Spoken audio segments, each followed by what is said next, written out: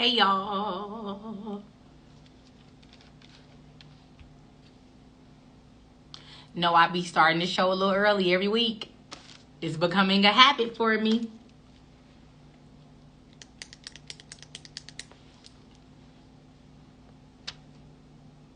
Come on in. Hello. Welcome to the AskAP show. Come on, y'all. Share this. Tonight is going to be another great show. Another one. Tonight's going to be another great show. We are celebrating Black History Month. Oregon is already in the building. My girl Tasha, what's up, girl? You never let me down. You always here. We celebrate Black History Month tonight. We need way more than a month. Way more. It's our month every month, but we are officially celebrating Black History Month. So what other way than to kick the show off on Black History Month you can't say Black History Month without Black fashion. We know this. If it's one thing we gonna do as Black people, we gonna put some clothes on. So this month is dedicated to Black fashion. What's up, Vito? What up? This month is dedicated to Black fashion, and I had to have my boy Ty Mopkins on the show. If you don't know Ty, he is a creative designer and brand consultant. You have seen his jackets all over everywhere. He has an official Ty Mopkins starter jacket. We're going to get into that. We're going to find out what that is about tonight in the show. It's going to be crazy. I'm just excited. I'm super excited every week. But this feels a little different because it is Black History Month. And tonight we are going to honor Dr. Martin Luther King. Just want to read a brief description. Of course, we all know who Dr. Martin Luther King was. But Dr. Martin Luther King is known for his contributions to the civil rights movement in the 1960s. His most famous work, as we all know, was his I Have a Dream speech, which he delivered in 1963. It led to him speaking of a dream of the United States void of segregation and racism. So tonight, my show is in honor of the Reverend Dr. Martin Luther King. We appreciate him. We thank him for his contributions to the civil rights movement. And we are so far away from what he started. And we wouldn't be this far if it wasn't for what he did. So Dr. Martin Luther King, you are a legend, and we appreciate you. Ty will be on the show in just a few. So I need y'all to share the video. Share the video, and we are going to get started as soon as Ty jumps on. This is going to be another amazing show. If you are new to the show, thank you so much for joining in tonight. Where y'all from? I want to shout y'all out. I know that Oregon is for sure here. I seen Ebony. Who else did I see? I seen Tasha. I think Ebony, you in California, right? I think Ebony's in California. Detroit, I know y'all here, but y'all got to tell me where y'all from. I want to show y'all some love. Even if you from Detroit, I still want to shout out your hood or wherever you from. Thank you so much for all them hearts. Your girl been chilling today, okay? It's a snow day in the D. It's a lot of snow, Ebony. A lot of snow, Tasha. A lot of snow in Detroit right now. It's still snowing. It's been snowing since earlier. It's supposed to snow for the rest of the night into like tomorrow night. So I've been chilling today. Had a whole snow day. Don't even know what to do with myself. And I am Cincinnati. I got people in Cincinnati. What's up, Cincinnati? I'm so honored and blessed to have you on the show tonight. Please share the video.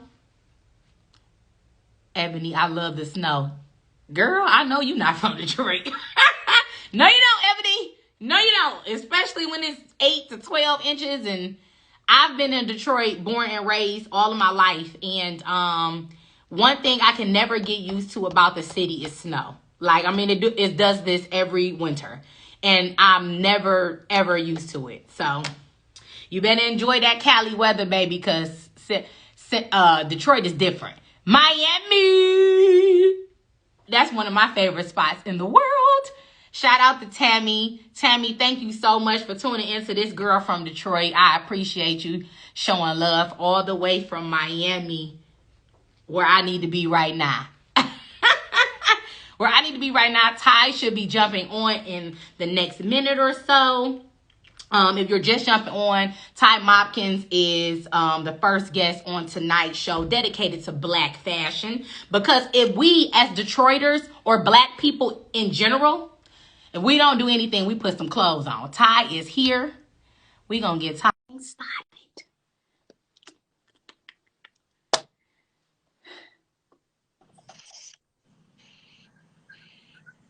Period. That's how you gonna come on here, Ty? Yes! Yes! Period, Ty. That's crazy. You know, sometimes you gotta throw your stats out there. Sometimes you gotta throw your stats out there. That's crazy, Ty. So I was lucky enough to. Well, first of all, what up, though? What up, Ty? How you feeling? No. Say it right. What up, though? There you go. There you go. How you feel?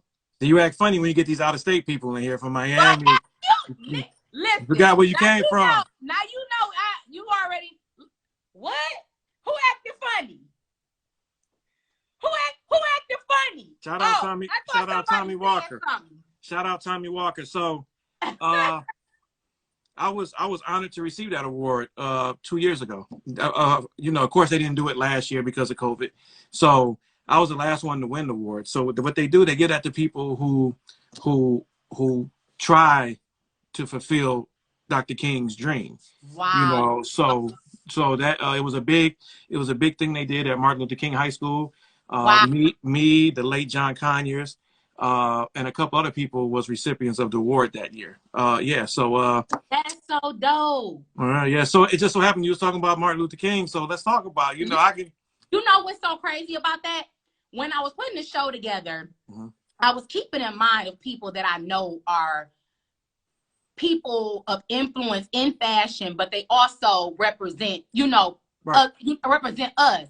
And when you popped in my head, that's how you know God is just super strategic. Because I had no idea that you received that award, that Dr. Martin Luther King Jr. Award, when I decided to add Dr. Martin Luther King Jr. as the you know, as the highlight of this show. That's so crazy. Yeah, and you know, it meant even more to me because, you know, I am a product of Dr. King's dream. You know, I come from a mixed marriage. You know, my late mother was white, my late father was Black, you know, so I knew what it was like. So I experienced racism firsthand from my mother's side of the family. Like I never knew any of my mom's side of the family because they disowned her for being with my dad. This is where I want to start. This is point exactly where I needed to go. So first of all, Ty, thank you so much for taking out the time to be on the show. Nobody, you know, anytime you call, it doesn't matter. You know, nobody ever has to do anything for you, and so I'm honored and I'm blessed that I could call you. Relationship is so important to me. Right. And being able to have access to people is so important to me. So I'm so glad that I was able to get you on the phone and you're doing the show tonight. And I just appreciate you, and I want to let you know that. So let's talk a little bit. Let's go back. You just talked a little bit about what I wanted to get into. And so I want to talk about foundation because I believe that foundation kind of like makes us who we are. Who you are today is a product of where you came from and how you grew up. So you are born and raised in Detroit, of course. We all know that. My people that are from out of town, we are from Detroit, born and raised. Talk a little bit about growing up and your foundation with your mom and your dad. Well, first of all, I grew up right there, 12,000 block of Roseline. We know it. So, you know, Detroit West Side, you know. The foundation was, you know, typical inner city in the 70s. You know, you had the have and the have-nots. So where I came from, it was mostly the have-nots. So a lot of times we struggled. We was on public assistance. I know what it's like having food stamps, Focus Hope, and all that stuff. But the thing about it is, everybody around us was going through the same stuff too. So it was like, it was no big deal. We thought that this was how you lived. Absolutely. So like I said, growing up, it was tough because of my complexion and the hair and things like that. So people didn't know what I was. They didn't know. They didn't know if I was Mexican, Arabic, Puerto Rican, whatever. They didn't know I was. But at the end of the day, I'm black. My dad is black. So, you know, my dad used to always tell me, he was like, yo, you're going to have to prove yourself because they ain't going to know who you are until you start talking. Now, when you start talking, they're going to know you've been around some black people or you black. Yeah. So basically, you know, I grew up, you know, having a lot of fights and things like that because, you know, people would like kind of pick on you and things like that. So especially, you know, coming up in the age where, you know, we had a lot going on in our block, in our community. You know, we had functional homes, but we had non-functional homes too. Like if you go on our block now, you got to go through 18 vacant lots and 14 burnt down houses before you get to a functioning home. Right. You know, it's like somebody came in there and dropped a bomb and boom, gone. Right. So, you know, I come from very humble beginnings. Like, you know, that, and, you know, it was times I went without. That's why I give so much now. You know, that's why I always win these awards. That's why I do stuff, but I do it under the radar. Like a lot of people don't know the stuff I do because I don't do it to get 5,000 likes. I don't do it for somebody to shout me out. I don't want that because when you helping somebody, you're supposed to be as humble as possible when you help somebody because you're actually helping somebody's downfall. Yeah. You know, I don't want to be that person with a camera like, oh yeah, look, just gave this hungry guy some chili fries and wingdings. Right. I don't do that. It's so much that I do that never gets talked about, and I'm good with that. And that's how I want it to be. Ty, you talked about not having a lot. Right. Which most of the inner city kids, even myself, we didn't grow up with a whole lot. But one thing, and this is where this is the good part. One thing about us not having a lot, none of that mattered to us because we always know how to get what we need. You know what I'm saying? Talk about the hustle in you because we know that Detroit is made up of all hustlers. Talk about the hustle side of you growing up and how you were able to get the things that you needed to get. Well, growing up, like I said, I grew up on the 12,000 block of Roseline on the west side by Elmhurst and all that. And if anybody, and in the Dexter Linwood area. So the DLA, what they call a DLA. So, you know, in that area, when in my age growing up, we had YBI, we had Young Boys Incorporated. So we didn't have role models like the hustlers and the drug dealers was our role model. Yeah, and they was always the freshest ones with the top 10s, with the fresh Adidas suits, with the Levi outfits, silk shirts, all that stuff. So, you know, you see that and they get bred into you because we're not thinking about a career because where we at, careers ain't coming for us. So it's like we can't, you know, the only thing we know how to do is get out in the street and we hustle regardless of what it is. You know, whether it's get out there and you hustle t-shirts and socks or you hustle whatever, drugs or whatever you hustle. You got to hustle. So like I tell anybody, me growing up on that block, I learned so much, something that a school couldn't teach me. Yeah. And I mean, just the master of how to talk to people, how to walk, because in our era, like you said before I came on, you said that one thing we're going to do, we're going to be clean. We're going to dress. We're going to put some clothes on. We're going to be immaculate. The rent going to be a couple months late. The rent going to be late. Light's going to get cut off, but we got some candles we've been waiting to use for a while anyway. So we're going to, you know, so we're going to burn them candles, but we're going to be sweet. And that's what I tell people all the time. I'm like, when you go out of town, you can tell when somebody's from Detroit. You absolutely can. You can just tell from the way they walk, talk, dress, they hold. And people think I'm crazy, but we got an aura about ourselves. Absolutely. That you can tell when somebody's from Detroit. Did your love for fashion, did it stem from seeing the Adidas, the top 10, the what are the hats? The campaign hats. The campaign hats. Why was that not right there? The campaign hats, the silk shirt. Did you know then that you were going to do something geared towards fashion? Yeah, because when I was 5 or 6 years old, I used to draw sneakers right then and there. So back in those days, it wasn't like a hype beast. It wasn't like somebody telling you what's sweet. You Yeah. know, we figure out what was sweet from the drug dealers and from the hustlers and things like that. So, you know, you would have somebody on with some top tens. You have somebody on with some sweet ass feelers on, a velour feeler suit with the dope man feelers. So Yeah. it was like, you know, I was always draw shoes like, dang, if I could get those shoes, I would have it look like this. I would have it look like that. Or if I wanted to design this jogging suit, I would have the zipper going this way, or this way would be that color and all that stuff. So ever since I was 5 years old, I've been drawing stuff. I've been sketching stuff and just waiting for that chance to flourish to finally do it. I never knew that you draw stuff. Oh yeah, yeah. I never knew that. That's interesting. And it's So so funny. And it's so funny. I've been practicing my autograph ever since I was 5 years old. Like, wow. like I used to have sheets of paper just with my name scribbled on them. And my mom used to always be like, "What are you doing?" I said, "I'm practicing my autograph because somebody gonna ask me for it one day." That's dope. Yeah.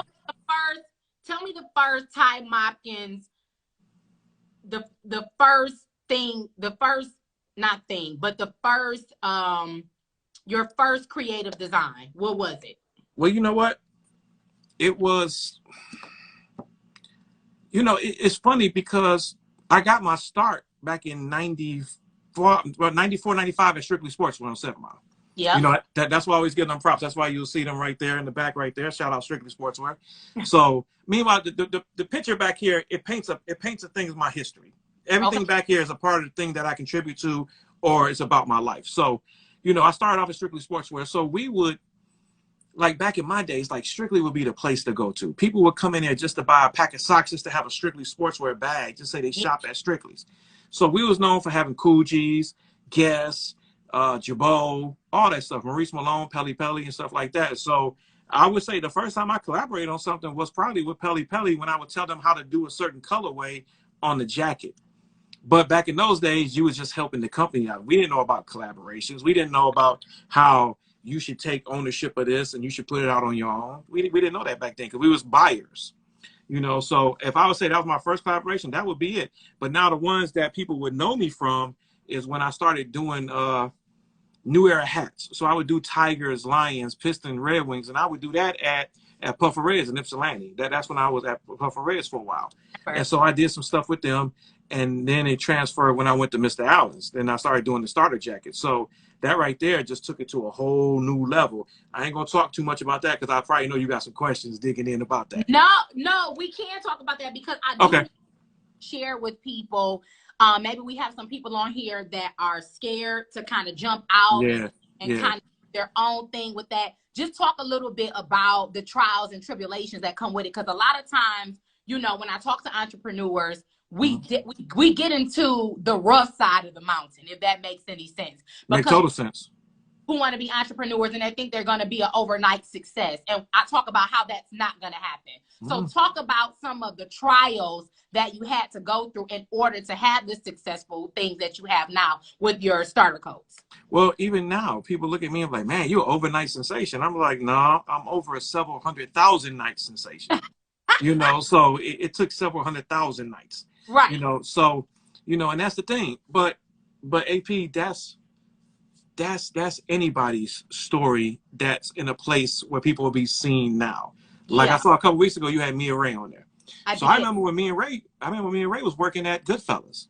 Yeah. When she was a cashier at Goodfellas. You know, when she had this idea. And shout out Ty from District 81 and Octane. He helped mold her into what she is now. You know, like he the one that was planting seeds in there. Shout out Joe from Joe's Coney Island. Those two was the ones that kind of molded her and kind of made her get out there to do it. So this is what I'm saying. It's like when you first get out there, it's not easy. And I tell people all the time, if I made it look easy, I apologize because it's not. It's still doors I got to knock on. Yeah. You know, so I would tell anybody, it doesn't happen. You one shirt, you know, I've been doing this thing now. I'm going to sound old right now. I've been doing this now. This is my 4th decade doing this. Wow. 4th decade, because I started in 95. Right. So you got 95. You got 05, 010. Now I'm going into 2022. 2022. So that's my 4th decade. So, you know, and I've been relevant in every decade. Right. So, and the only way you can do that is not by, you know, change, keep going, keep doing stuff. You know, a lot of people give up after the first shirt. Well, it's not going to happen after the first shirt. Exactly. You're not. And people are scared to fail. You know, I have more losses than I have wins, but people only focus on the wins. I live with the losses. Right. You know, a lot of stuff I did was like womp womp womp, but people only know the yes. So that's the good thing about this that I tell people all the time. You the only one gonna know when you fail. Nobody else knows. Right. You got to keep going, keep going, keep doing it, keep doing it. Everything I did didn't just catch on. Everything wasn't a winner.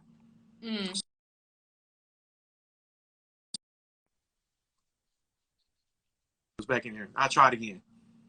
You know, so I just tell people don't give up and just don't think your first time you're gonna come out the gate